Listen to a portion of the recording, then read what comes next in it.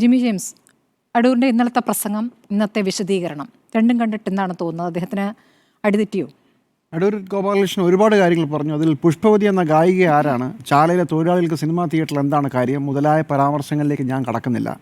അത് വേറൊരു രീതിയിൽ മറുപടി പറയേണ്ട കാര്യമാണ്. പക്ഷേ അടൂർ ഗോപാലകൃഷ്ണൻ ഉന്നയിച്ച പ്രധാനപ്പെട്ട വിഷയം ദളിതരായ ആളുകൾക്കും സിനിമാ പ്രവർത്തകർക്കും സ്ത്രീകൾക്കും പണം കൊടുത്ത് സിനിമ എടുപ്പിക്കുകയല്ല വേണ്ടത്, അവരെ പഠിപ്പിക്കുകയാണ് വേണ്ടത് എന്നുള്ള ആ വാദത്തിൻ്റെ അടിസ്ഥാനത്തിൽ ഊന്നാനാണ് ഞാൻ ശ്രമിക്കുക. ഇതേ വാദം ഇന്ത്യയിൽ നമ്മൾ പലതവണ കേട്ടിട്ടുണ്ട്. ഏറ്റവും പ്രധാനപ്പെട്ടത് മണ്ഡൽ കമ്മീഷൻ കലാപം കത്തി നടക്കുമ്പോൾ 27% ജോലി സംവരണം OBC-കൾക്ക് കൊടുക്കണമെന്ന് പറയുമ്പോൾ, SC/ST-കൾക്ക് ദളിതർക്ക് ജോലി സംവരണം വേണമെന്ന് പറയുമ്പോൾ നമ്മൾ കേട്ടിട്ടുള്ള അതേ ആർഗ്യുമെൻ്റാണ്. പഠിപ്പിച്ചാൽ പോരെ, ജോലി എന്തിനാ? നല്ലപോലെ വിദ്യാഭ്യാസം കൊടുക്കൂ, ഏത് കോളേജിൽ വേണമെങ്കിലും കൊണ്ടുപോയി പഠിപ്പിക്കൂ, വേണമെങ്കിൽ പ്രത്യേകം കോളേജിൽ തുടക്കും. പക്ഷേ ആ ജോലി എന്ന് പറയുന്നത് മെറിറ്റിൻ്റെ അടിസ്ഥാനത്തിലായിരിക്കണം. നോക്കൂ, അടൂർ ഗോപാലകൃഷ്ണൻ പറഞ്ഞതിൽ നിന്ന് ഒരു 20 വർഷം പുറകോട്ട് പോയാലും ഒരു 40 വർഷം പുറകോട്ട് പോയാലും നിങ്ങൾക്ക് ഒരൊറ്റ ആർഗ്യുമെൻ്റ് കാണാൻ പറ്റും. ഇന്ത്യയിലെ ജാതി ചിന്തകർക്കും ഇന്ത്യയിലെ മെറിറ്റ് ഇൻ സിംഗിൾ കോഴ്സ് വാദിക്കുന്നവർക്കും അന്നും ഇന്നും ഒരേ ആർഗ്യുമെൻ്റാണ്. അന്ന് എന്താണ് മണ്ഡൽ കമ്മീഷൻ വിവാദം കത്തി നിന്നപ്പോൾ തിരിച്ച് തെളിവ് സഹിതം ആളുകൾ കൊടുത്ത മറുപടി, അതിനു മുമ്പും കൊടുത്ത മറുപടി, ശരി നിങ്ങൾ വിദ്യാഭ്യാസം കൊടുക്കുന്നു, കുറേ കാലമായി വിദ്യാഭ്യാസം കൊടുക്കുന്നു, പക്ഷേ ഉന്നത ജോലികളിൽ എത്ര ദളിതനെത്തിയിട്ടുണ്ട്, എത്ര OBC-കൾ എത്തിയിട്ടുണ്ട്, അതിൻ്റെ കണക്ക് വെച്ചാണ് തിരിച്ചെതിരിട്ടത്. അതേ വാദം തിരിച്ച് ഞാൻ അടൂർ ഗോപാലകൃഷ്ണനോട് ചോദിക്കുകയാണ്. നിങ്ങളിങ്ങനെ വിദ്യാഭ്യാസം കൊടുത്ത് കുറേ കാലമായി ഫിലിം സ്കൂളുകളും എല്ലാം ഉണ്ടല്ലോ, അവിടെയും ഈ സംവരണമൊക്കെ ഉണ്ടല്ലോ, എന്നിട്ട് എത്ര ദളിതനുണ്ട്, എത്ര OBC വിഭാഗക്കാരുണ്ട്? അപ്പോൾ ജാതിക്കൊരു പ്രശ്നമുണ്ട് എന്നുള്ളത് ഇന്ത്യ തിരിച്ചറിഞ്ഞതുകൊണ്ടാണ് ജോലി സംവരണം എന്നുള്ളൊരു കാര്യം പറഞ്ഞത്. ഇവിടെ അടൂർ ഗോപാലകൃഷ്ണൻ പച്ചയ്ക്ക് പറഞ്ഞത് വിദ്യാഭ്യാസം കൊടുക്കണം, ജോലിക്ക് സംവരണം പാടില്ല എന്ന പഴയ ആർഗ്യുമെൻറ്റിൻ്റെ പുതിയ ഒരു വേർഷനാണ്. ട്രെയിനിങ് മതി എന്ന് വെച്ചാൽ വിദ്യാഭ്യാസം മതി എന്നുള്ളതാണ് ഈ പറയുന്നത്. അടൂർ ഗോപാലകൃഷ്ണൻ പറഞ്ഞത് വ്യക്തമായ ജാതി ചിന്തയാണ്, സവർണ ജാതി ചിന്തയാണ് എന്നുള്ളതിൻ്റെ അടിസ്ഥാനം പഴയ വാദം അദ്ദേഹം പുതിയൊരു രീതിയിൽ ഒരുപക്ഷേ അടൂർ ഗോപാലകൃഷ്ണൻ അറിഞ്ഞിട്ട് പോലും ഉണ്ടോ എന്ന് എനിക്കറിയില്ല, ചിലപ്പോൾ അറിഞ്ഞിട്ട് തന്നെ ആയിരിക്കും അദ്ദേഹം ഇങ്ങനെ പറഞ്ഞിട്ടുള്ളത്. പക്ഷേ ഏതെങ്കിലും വഴിയെ പോകുന്ന ആർക്കെങ്കിലും ജോലി കൊടുക്കുന്നു എന്നുള്ള പഴയ വാദമുണ്ടല്ലോ, അന്ന് നമ്മളെന്താണ് തിരിച്ചു പറഞ്ഞത്? ഇവിടുത്തെ പ്രബുദ്ധരായ ജനത തിരിച്ചു പറഞ്ഞത് വിദ്യാഭ്യാസ യോഗ്യതയുള്ള ആളുകൾക്കാണ് ജോലി സംവരണം കൊടുക്കുക എന്ന് നിങ്ങൾ മനസ്സിലാക്കണമെന്നാണ് തിരിച്ചു മറുപടി പറഞ്ഞത്. അതുപോലെ തന്നെ KSFDC-യുടെ ഈ പദ്ധതി തുടങ്ങിയിട്ട് 5 വർഷമാകുന്നു. 5 വർഷമായി സ്ത്രീകൾക്ക്, 2 വർഷമായി ദളിതരായ ആളുകൾക്ക്, ഓരോ വിഭാഗത്തിൽ നിന്നും 2 പേർക്ക് വീതം 4 പേർക്ക്. അതിൻ്റെ സെലക്ഷൻ പ്രോസസ്സ് അടൂർ ഗോപാലകൃഷ്ണൻ പറയുന്നത് പോലെ ആർക്കെങ്കിലും കൊടുക്കലല്ല, അതിവിശദമായൊരു പ്രോസസ്സാണെന്ന് പെട്ടെന്ന് ചുരുക്കി പറയാം. ആദ്യം ആർക്കും സിനോപ്സിസ്, അതായത് കഥാസംഗ്രഹം ആർക്കും കൊടുക്കാം. അവിടെ നിന്ന് 40 പേരെ തിരഞ്ഞെടുക്കുന്നു. ആ 40 പേർ എന്ന് പറയുന്നത് നിങ്ങളുടെ ദൃശ്യ കലയിലെ നിങ്ങളുടെ എക്സ്പീരിയൻസ് കൂടി കണക്കിലെടുത്തിട്ടാണ് 40 പേരെ ഷോർട്ട് ലിസ്റ്റ് ചെയ്യുന്നത്. അവിടെ നിന്ന് 4 തവണയായി വർക്ക്ഷോപ്പുകൾ നടക്കുന്നു. ആ വർക്ക്ഷോപ്പിൽ നിന്ന് ഒരു പ്ലോട്ട് ഡെവലപ്പ് ചെയ്യണം. അപ്പോഴേക്കും അവസാനത്തെ വർക്ക്ഷോപ്പ് കമ്മിറ്റി ഈ പ്ലോട്ടിൽ നിന്ന് ഈ പ്ലോട്ടുകൾ ഡെവലപ്പ് ചെയ്യുമ്പോൾ 40 എന്നുള്ളത് 20 ചുരുങ്ങും. 20 ആളുകളുമായി ചേർന്ന് വീണ്ടും ഒരു സെലക്ഷൻ പ്രോസസ്സ്, ഒരു വർക്ക്ഷോപ്പ് നടക്കുന്നു. അവിടെ 10 പേരെ തിരഞ്ഞെടുക്കുന്നു. അത് അവരുടെ സ്റ്റോറി ലൈൻ തീരുമാനിച്ചിട്ടാണ്. അതായത് ആദ്യം സിനോപ്സിസിൽ നിന്ന് പ്ലോട്ടിൽ നിന്ന് സ്റ്റോറി ലൈൻ. ഈ 10 പേർ സ്ക്രിപ്റ്റ് തയ്യാറാക്കിക്കൊണ്ട് വരുന്നു. 2 ദിവസത്തെ വിശദമായ ഒരു വർക്ക്ഷോപ്പ് നടക്കുന്നു. അവിടെ നിന്നാണ് ബഡ്ജറ്റിംഗ് അടക്കമുള്ള കാര്യങ്ങളെക്കുറിച്ചുള്ള വിശദമായ ചർച്ചയ്ക്ക് ശേഷമാണ് ദളിത് വിഭാഗത്തിൽ നിന്ന് 2 പേരെ തിരഞ്ഞെടുക്കുന്നത്. സ്ത്രീകൾക്കുള്ളത് ഇതുപോലെ തന്നെ മറ്റൊരു പ്രോസസ്സാണ്. അപ്പോൾ ഇത്രയും വിശദമായ ഒരു പ്രോസസ്സിന് ശേഷമാണ് ഈ സർക്കാരിൻ്റെ പദ്ധതിയുടെ ഭാഗമായി 1.5 കോടി രൂപ വീതം 4 പേർക്ക് കൊടുക്കുന്നത്. 6 കോടി രൂപ.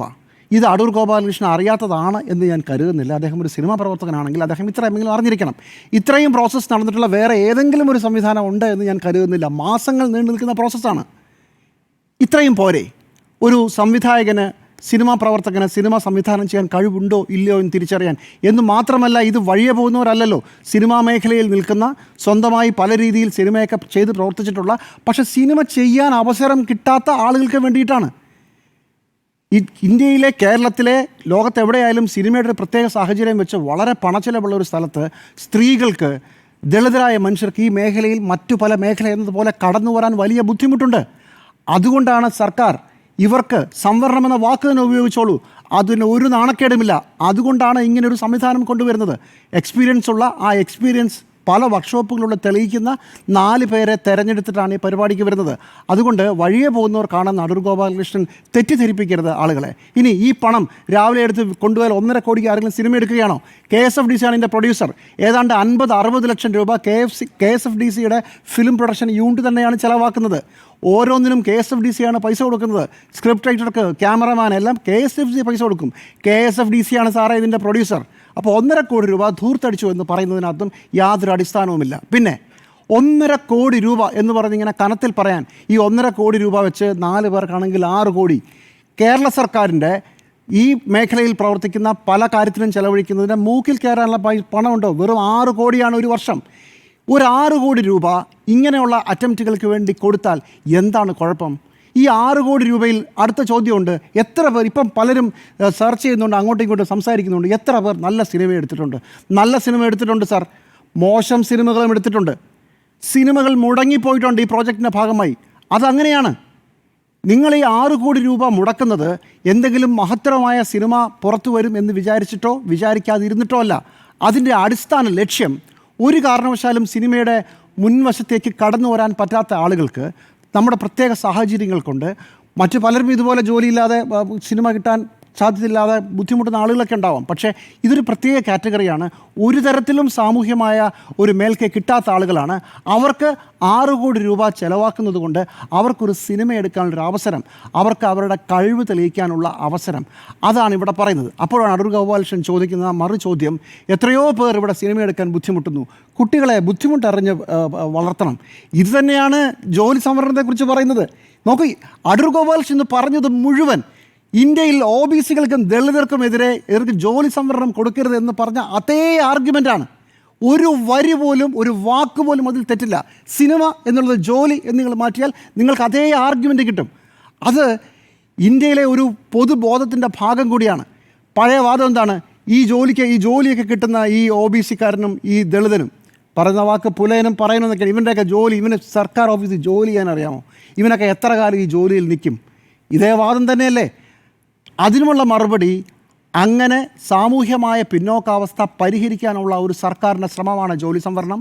സാമൂഹ്യമായ, സാമ്പത്തികമായ വലിയ പിന്നോക്കാവസ്ഥയിലുള്ള ഒരു വിഭാഗത്തിന്, സ്ത്രീകൾക്കും ദളിതരായ ആളുകൾക്കും സിനിമ എന്ന് പറയുന്ന അത്ഭുത ലോകത്തേക്ക് പല രീതിയിലുള്ള സ്പെഷ്യൽ പ്രിവിലേജിനുമുള്ള ഒരു സംവിധാനത്തിലേക്ക് കടന്നു വരാനുള്ള മാർഗമാണ്.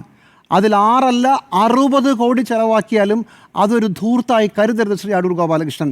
എത്രയോ പണം എന്തൊക്കെ ആവശ്യത്തിനും അനാവശ്യത്തിനും ഇവിടെ അടിച്ചു കളയുന്നു. വെറും 6 കോടിയെക്കുറിച്ചാണ് ഈ പറയുന്നത്. 6 കോടി കുറച്ച് മനുഷ്യരുടെ ജീവിതത്തെ മാറ്റിമറിച്ചാൽ, സിനിമയ്ക്ക് വേണ്ടി സ്വപ്നം കാണുന്ന ഒരുപാട് മനുഷ്യരുണ്ടെന്നും അറിയാതെ അല്ല പറയുന്നത്. ഈ പ്രിവിലേജ്, ഈ പറയുന്ന സ്ത്രീ അല്ലാത്തത് കൊണ്ടോ ദളിതനല്ലാത്തത് കൊണ്ടോ സിനിമയിലേക്ക് ചിലപ്പോൾ അവർ ഒരു സിനിമ പോലും എടുക്കില്ലായിരിക്കും. പക്ഷേ ദളിതർക്കും സ്ത്രീകൾക്കും ഒരു പ്രത്യേക പരിഗണന ഈ സമൂഹം കൊടുക്കേണ്ടതുണ്ട്. അത് നമ്മുടെ സാമൂഹ്യാവസ്ഥയുടെ പ്രത്യേകതയാണ്. അത് മനസ്സിലാക്കിക്കൊണ്ട് ഒരു 6 കോടി രൂപയിലുള്ള ഈ കരച്ചിൽ ഇന്ത്യയിലെ ജോലി സംവരണത്തിനെതിരായ മുതലക്കണ്ണീരിൻ്റെ തുടർച്ചയായി മാത്രമേ ഞാൻ കരുതുന്നുള്ളൂ.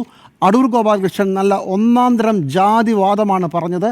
അത് സിനിമ എന്ന പേര് മാറ്റി അതിനെ മൂടിവെച്ച് പറഞ്ഞു എന്ന് മാത്രം.